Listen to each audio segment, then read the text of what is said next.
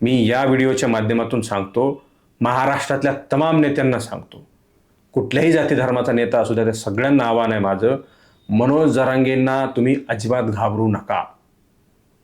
तो व्यक्ती कोणाचंही काहीही वाकडं करू शकत नाही. त्यातल्या 13 जण, महाराष्ट्रातून 13 जण आले होते आणि त्यातल्या 5 जणांनी तर एकच प्रश्न विचारला, काय दादा, हैदराबाद गॅजेटनुसार GR निघालाय, कुणबी प्रमाणपत्र मिळत नाही, व्हॅलिडिटी होत नाही, त्याचं काय करायचं? तर समोरून मनोज जरांगे म्हणले, मी तुम्हाला विचारायला बसवलंय, तुम्ही मला प्रश्न विचारताय. म्हणून हास्यास्पद ती कालची बैठक होती. जवळच्या माणसांना पायाखाली तुडवणं हा मनोज जरांगेंचा जीवनापासून, जन्मापासूनचा गुणधर्म आहे. मला काल अत्यंत जवळचा माणूस, या आत्ता बोलणाऱ्यांपेक्षा वेगळा एक खाजगीतला माणूस, मनोज जरांगेंचा जो पूर्वीचा सहकारी भेटला. मनोज जरांगेंच्या बायकोच्या भावावर तडीपारीची नोटीस निघालेली होती.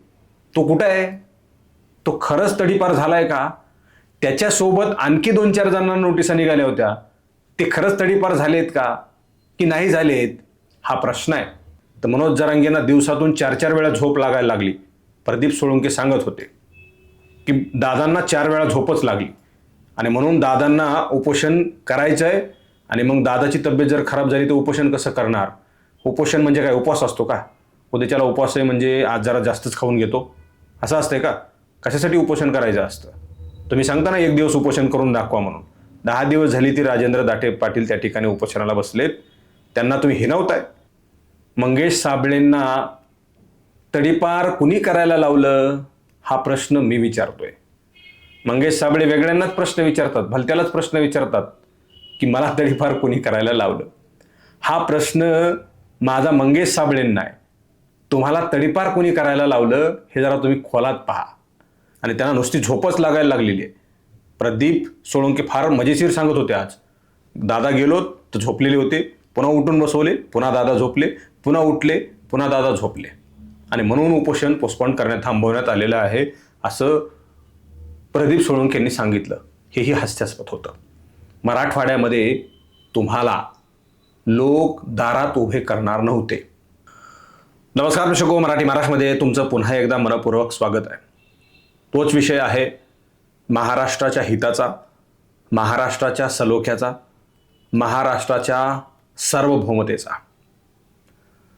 शिव्या सम्राट मनोज जरांगे, एकतेचा, अखंडतेचा, सार्वभौमतेचा कर्दनकाळ असलेले मनोज जरांगे, कुणबी योद्धा, स्वाभिमानाचा कर्दनकाळ, सत्याचा कर्दनकाळ, अशा एक ना अनेक उपाधी मनोज जरांगेंना दिल्या जाऊ शकतात. आणि मी फक्त उपाधी देत नाही, त्याचं स्पष्ट विश्लेषण करून सांगतोय. आणि पुढील काही मिनिटांमध्ये तुम्हाला मी ह्या सगळ्या गोष्टी स्पष्ट सांगणार आहे. मी ज्या काही उपाधी दिलेल्या आहेत नाही आतापर्यंत, त्या काय आणि कशामुळे दिल्या आहेत, का मनोज जरांगेंना एकतेचा, अखंडतेचा, स्वाभिमानाचा कर्दनकाळ म्हटलं जाते, हे मी पुढे तुम्हाला सांगणार आहे. कुणबी योद्धा का म्हटलं जाते, हेही तुम्हाला मी पुढे सांगणार आहे. शिव्या सम्राट तर मी मागच्या विषयामध्ये सांगितलेलंच आहे. त्यामुळे तुम्ही कुठेही जाऊ नका. मराठी महाराष्ट्राचा हा व्हिडिओ तुमच्यासाठी इन्फॉर्मेटिव्ह होणार आहे, माहिती देणारा व्हिडिओ असणार आहे. त्यांच्यासाठी जे बुद्धिजीवी आहेत, त्यांच्यासाठी नाही जे ठार वेडे आहेत. त्यांनी खुशाल सोशल मीडियावर कॉमेंट्स करायच्यात, शिवीगाळ करायचे, त्यांच्यासाठी हा व्हिडिओच नाही आहे. त्यांनी पाहूच नये, त्यांनी सरळ पुढे ढकलावा, अशी त्यांना आवाहन आहे. मनोज जरांगेंचं 29 ऑगस्टचं आंदोलन आणि आत्ता सगळी परिस्थिती सुरू झालेली, हे तुम्हाला मी काही मिनिटांमध्ये सांगणार आहे.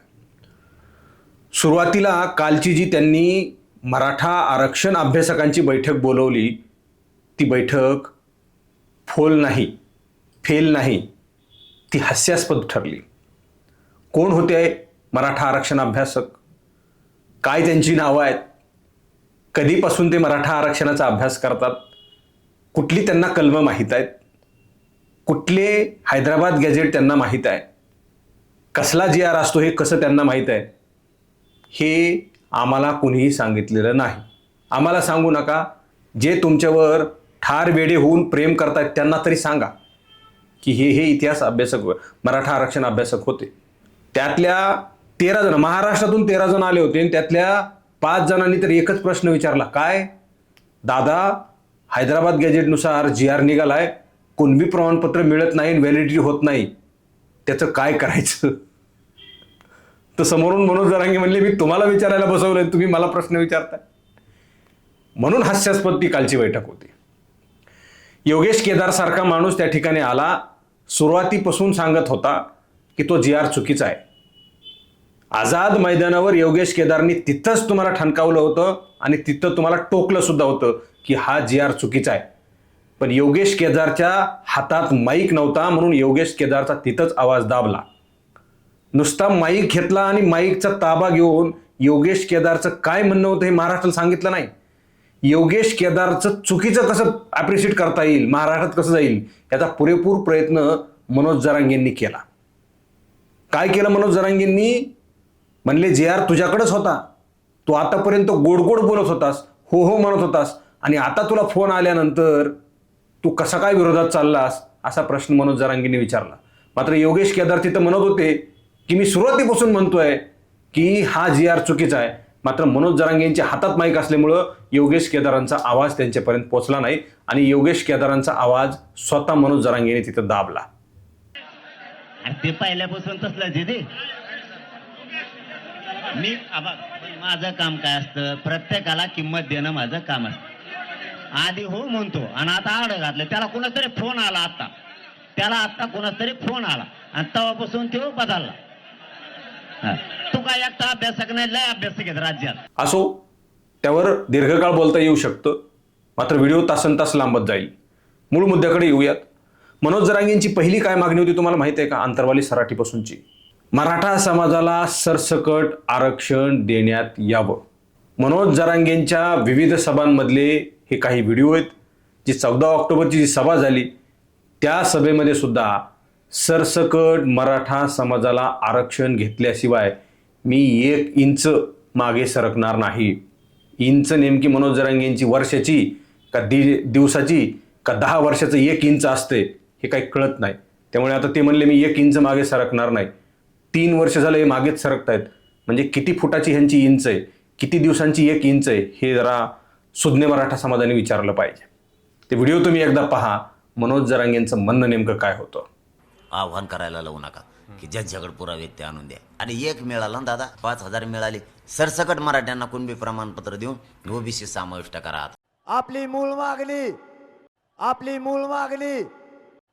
मूळ मागणी महाराष्ट्रातल्या मराठा समाजाला सरसकट कुणबी प्रमाणपत्र देऊन मराठा समाजाचा ओबीसी मध्ये समावेश करावा. आणि पुन्हा एकदा या राज्य सरकारला, मुख्यमंत्री आणि उपमुख्यमंत्री यांना जाहीर आव्हान विनंती करून सांगतो, 24 डिसेंबरच्या आत महाराष्ट्रातल्या मराठा समाजाला ओबीसी मध्ये समावेश करून सरसकट महाराष्ट्रातल्या मराठा समाजाला आरक्षण देण्यासाठी कायदा पारित करा. ज्याची नोंद मिळाली 1967च्या अगोदरची, त्याचा संपूर्ण परिवार, म्हणजे ते किती हो, 10 लोक असोत किंवा ते 100 भरो, 70 भरो, 500 भरो किंवा 1 भरो, जे असेल ते असेल, त्याचा सर्व परिवार, त्याचे सर्व नातेवाईक आणि त्याचे सर्व रक्ताचे सगळे सोयरे.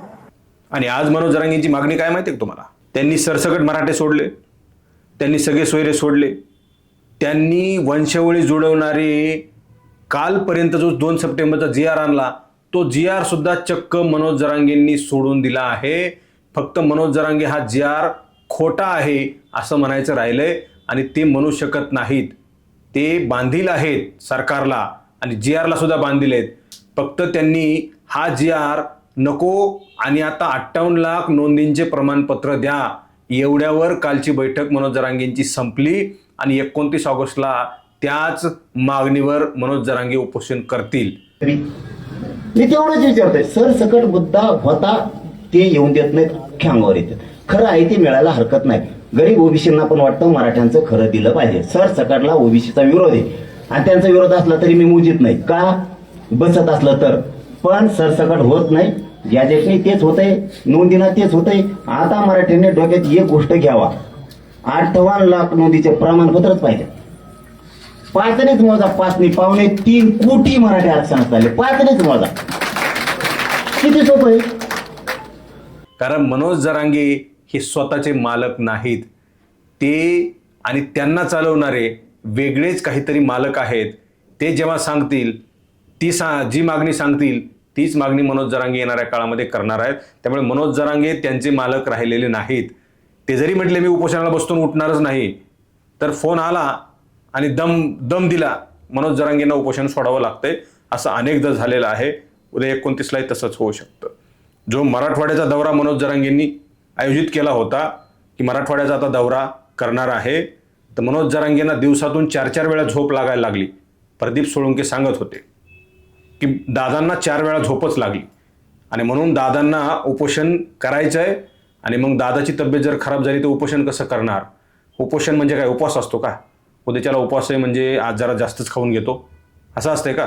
कशासाठी उपोषण करायचं असतं? तुम्ही सांगता ना 1 दिवस उपोषण करून दाखवा म्हणून. 10 दिवस झाली ती राजेंद्र दाटे पाटील त्या ठिकाणी उपोषणाला बसलेत. त्यांना तुम्ही हिनवताय. ते शिंदेचं उपोषण आहे म्हणताय, ते भाजपाचं उपोषण आहे म्हणतात, ते पवारांचं उपोषण आहे म्हणतात.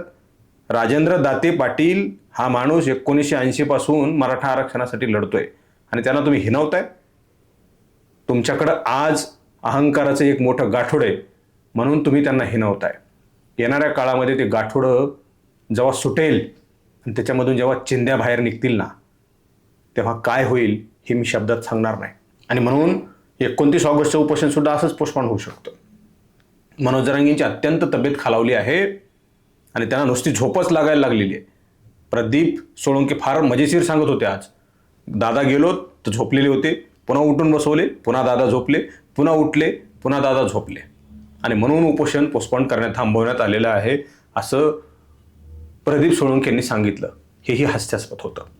मराठवाड्यामध्ये तुम्हाला लोक दारात उभे करणार नव्हते. सोशल मीडियावर 4-2 कॉमेंट आल्या आणि 4-2 लाईक आल्या आणि तुम्ही व्यवसाय टाकून दिलेले 4-2 सोशल मीडियाचे अकाउंटवाले आले म्हणजे तुम्हाला समर्थन आहे असं नाही.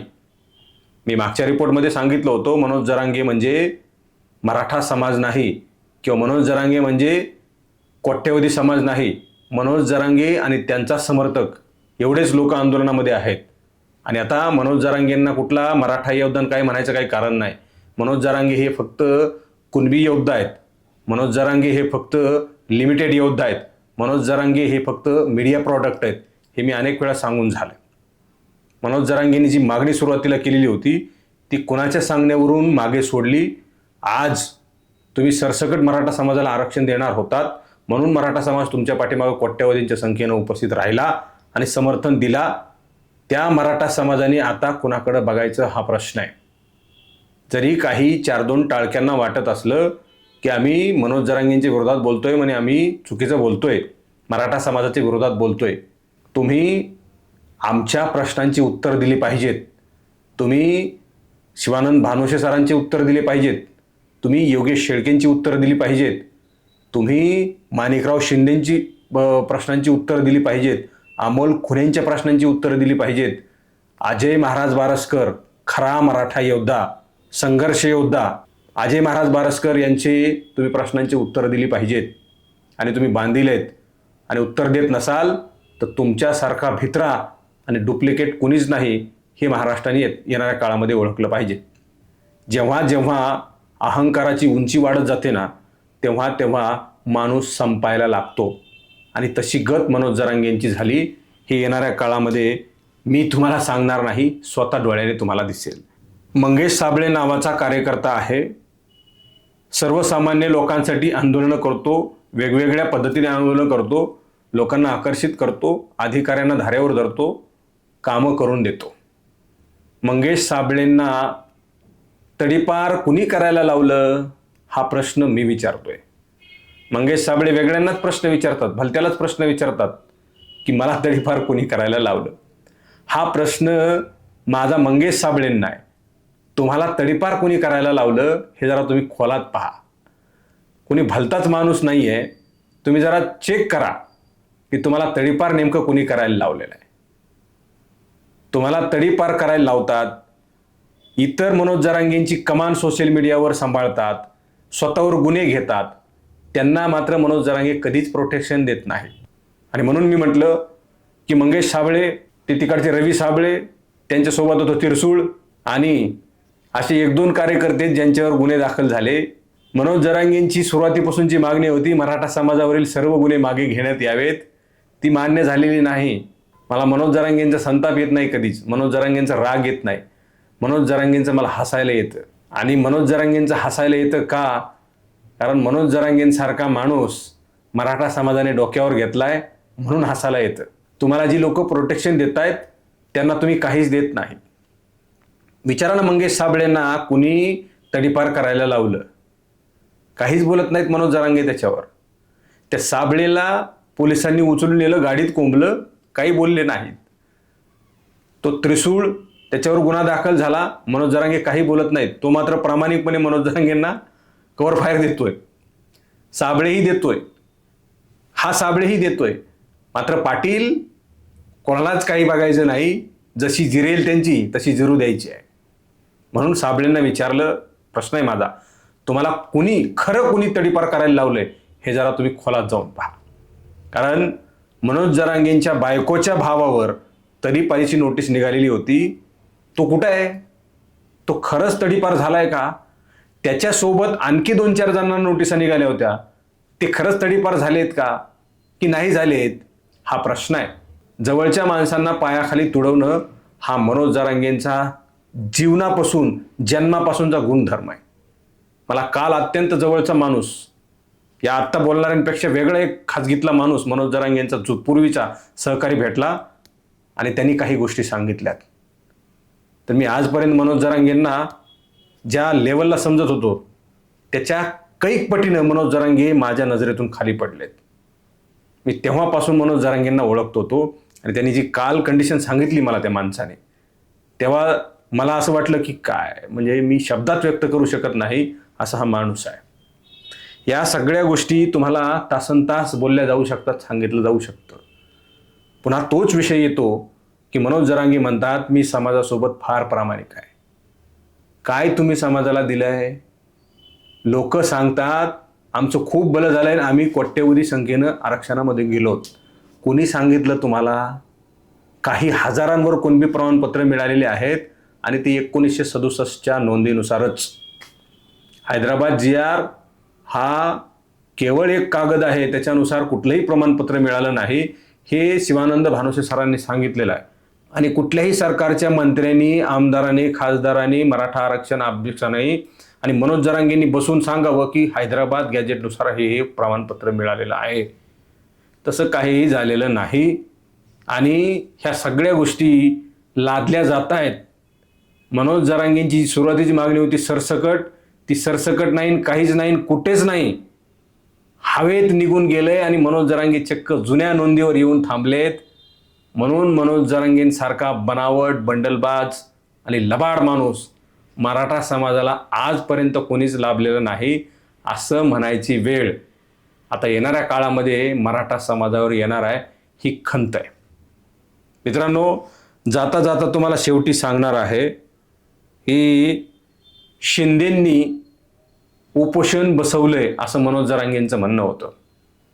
ज्या शिंदेंचं तोंड भरून कौतुक कधी काळी मनोज जरांगे करत होते, शिंदेच हे खंबीर नेतृत्व आहे जे मराठ्यांना आरक्षण देऊ शकतं असं मनोज जरांगे कधी काळी म्हणत होते. आज त्या शिंदेंना ते नावं ठेवतायत आणि शिंदेंनी उपोषण माझ्या विरोधात बसवलंय असं म्हणतात.